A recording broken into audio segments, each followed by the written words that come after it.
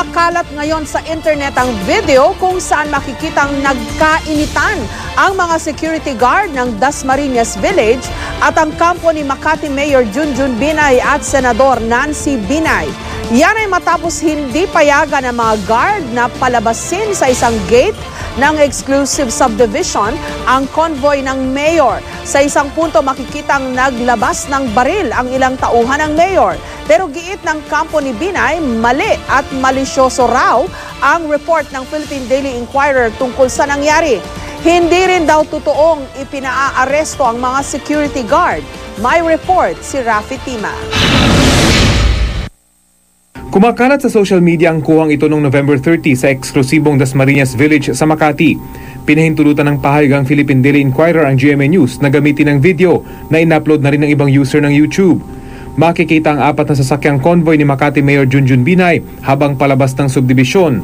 Nilapitan sila ng isang security guard. Bawal na kasing dumaan sa naturang gate pagsapit ng alas 10 ng gabi. Maya-maya pa, lumabas na ang sinasabing si Mayor Binay. We also avoid mga name droppers, di ba? So, pwede ba namin malaman? So, nagkaroon ng konting Q&A. Ang nakaka-frustrate lang, hindi kilala nung security guard si Mayor. Habang kumpulan ng ilang gwardya at tauhan ni Mayor sa guardhouse, makikitang lalaking ito na bumalik sa sasakyan. Maya-maya pa, tila ikinasa niya ang kanyang baril. Nagtawag ang lalaki na kasama. Pag-abot niya rito ng payong, inabutan siya nito ng mahabang baril. Makikitang lumapit siya sa mga gwardya, pero inilayo ang mga gwardya sa kanya. Matapos pa ang ilang minuto, dumating ang ilang gwardyang nakamotor, pero pinatigil na sila sa isang tabi ng mga tauhan ni Binay. Maya-maya pa, bumaba ang isang babae mula sa ika-4 na sasakyan para silipin ang nangyayari. Lumipas pa ang ilang minuto, dumating ang mga armadong pulis Makati. Sila na mismo ang nagangat ng bakal na harang ng gate. Dinala ang ilan sa mga gwardya sa istasyon ng pulis. Sabi ng kampo ni Binay, umasa masyado ang inquirer sa impormasyon mula sa isang source na nagbigay naman ng mali at malisyosong impormasyon sa kanila. Hindi raw totoo ang iniulat ng inquirer na sinabi niya sa mga gwardya mga katagang, "Kilala mo ba ako?" Nagpakilala lang daw siya at nakiusap na paraanin sila. Mismong si Binay pa nga raw ang nagtawag ng pulis para maibsan ng tensyon dahil napapaligiran na raw ng mga armadong security guard ang convoy. Nagsorry na rin daw ang Right Aid Security Agency dahil sa nangyari. The reason why we apologize is that we have a standard operational procedure.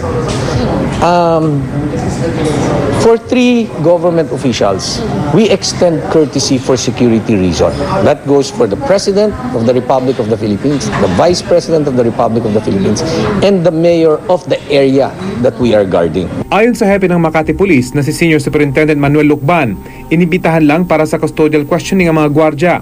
Hindi sila inaresto, pero kinumpiska pansamantala ang kanilang baril. With the firearms na dala nila, ay tinake custody ko for verification sa krami.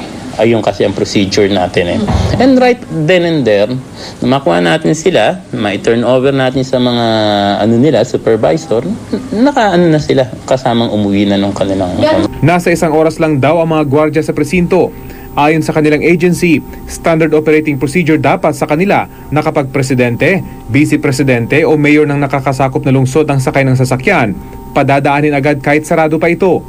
Kaugnay naman ng pagbunot ng baril ng mga tauhan ni Binay, sinabi ng tagapagsalita niyang si Joey Salgado na reaksyon lang ito sa nabubuong banta laban sa kanila. Nagtaas din daw ng boses ang isa sa mga gwardya. Si Vice President Jejo Marbinay, wala namang nakitang mali sa ginawa ng anak. Tila iba rin daw ang mga detalye sa ulat ng inquirer kumpara sa totoong nangyari. From what I had gathered, distorted naman yata doon sa totoong nangyari. No? Tsaka wala na, nagkapaliwanag ngayon. Maliwanag na yung paliwanagan ng bawat isa. Nang matanong naman kung sa tingin niya ay politically motivated ito. Ewan ko dyan kung paano. Pero yung pag-usapan na lang natin kung anong tunay na pangyayari. Si Senador Nancy Binay naman, kinalimutan na raw ang pangyayari dahil nagkaayos na ang mga sangkot na individual. Kaya naman makikita raw na may gustong manira sa kanyang pamilya.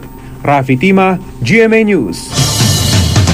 Tumanggi munang magbigay ng pahayag ang Philippine Daily Inquirer hinggil sa kanilang report.